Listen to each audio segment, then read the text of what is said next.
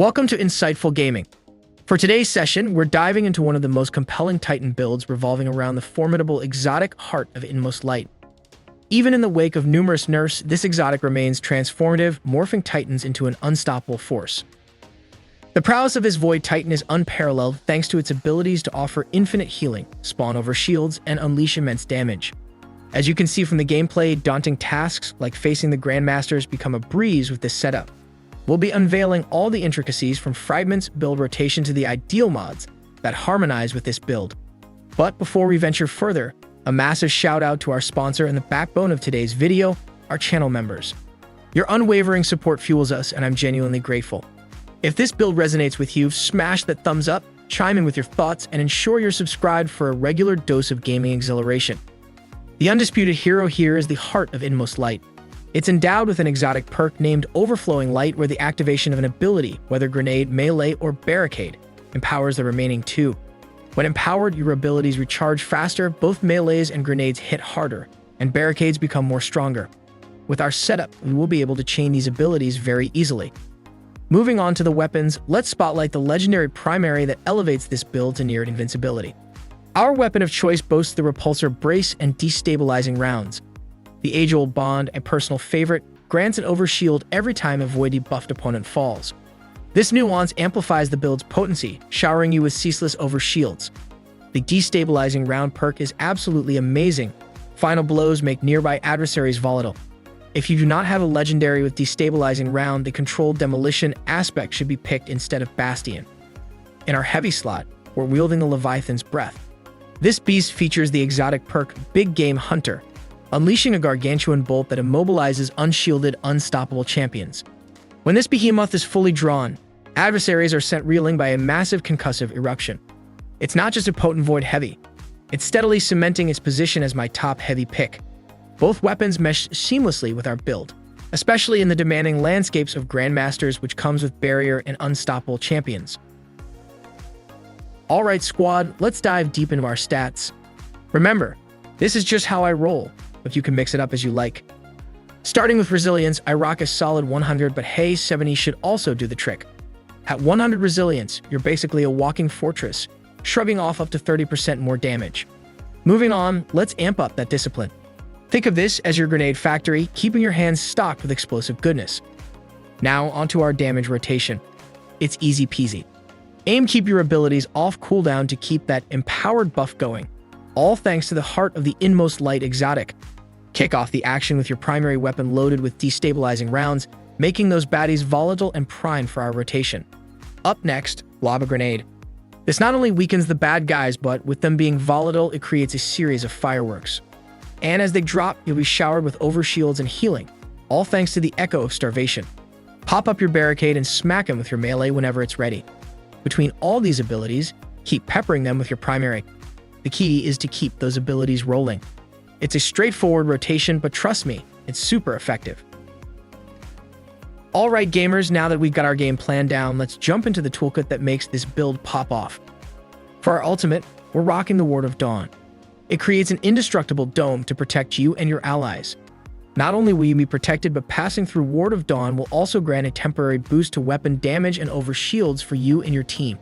This is a total game changer, especially with all the orbs we'll be dropping. You'll be popping this bubble pretty often, especially in those super intense Grandmasters.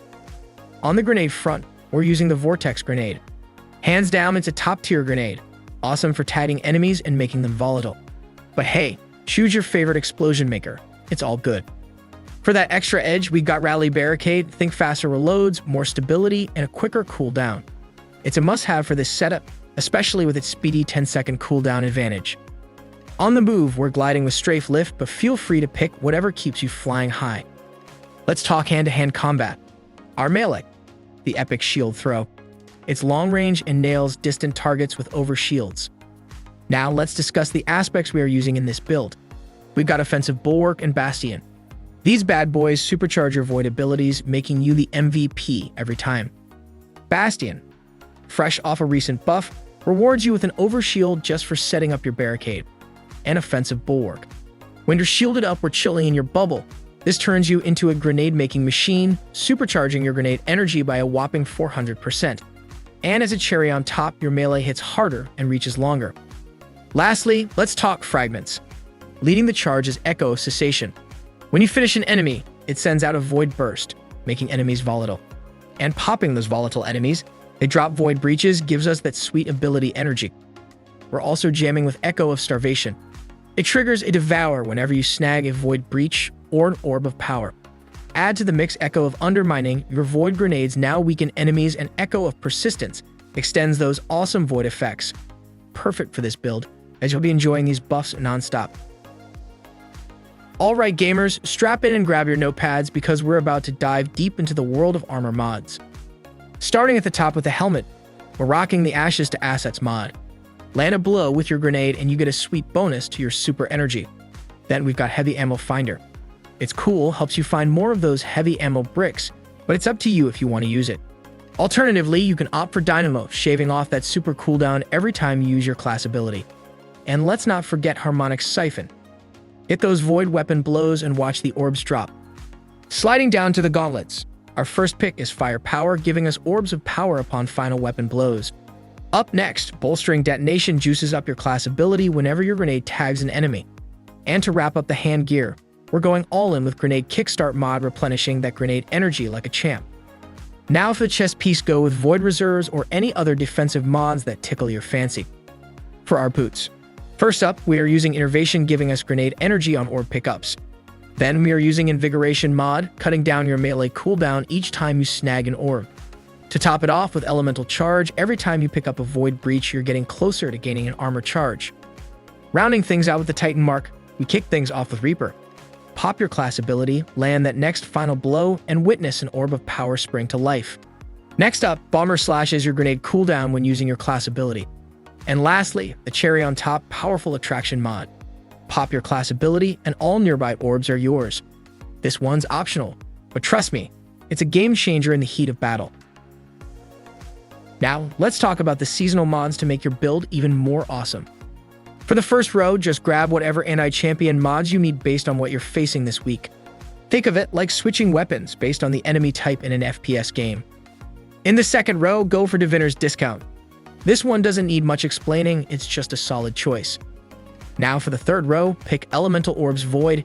If you're running a Void subclass, eliminating enemies with your weapon will drop Void Orbs. Think of these like special grenades, throw them at enemies to make them go boom. In the fourth row, free mods for you. First, Elemental Fury makes champions you've stunned take extra damage from your abilities and those void orbs you're making. Second, go with Communal Pickups. When an ally destroys or picks up your Elemental Orb, you gain bonus damage with weapons matching your subclass for 10 seconds. Finally, Refreshing Pickups gives you a little boost to your weakest ability meter every time you grab a Void Orb. Finally, last row time. First up, Monochromatic Maestro gives your weapons and abilities a little extra 10% more damage for 5 seconds after using them. It's like a brief power-up in a platformer.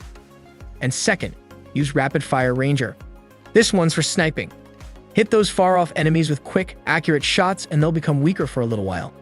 This is optional, as you can also use the Elemental Munitions for that sweet heavy ammo. Ladies and gentlemen, we've reached the grand finale of our build. I trust this video left you both enlightened and amused. If this video tickled your fancy and you crave more, don't hesitate to drop a comment, smash that like button, and hit subscribe. Until our next rendezvous, keep hustling and may the RNG gods shower you with their blessings.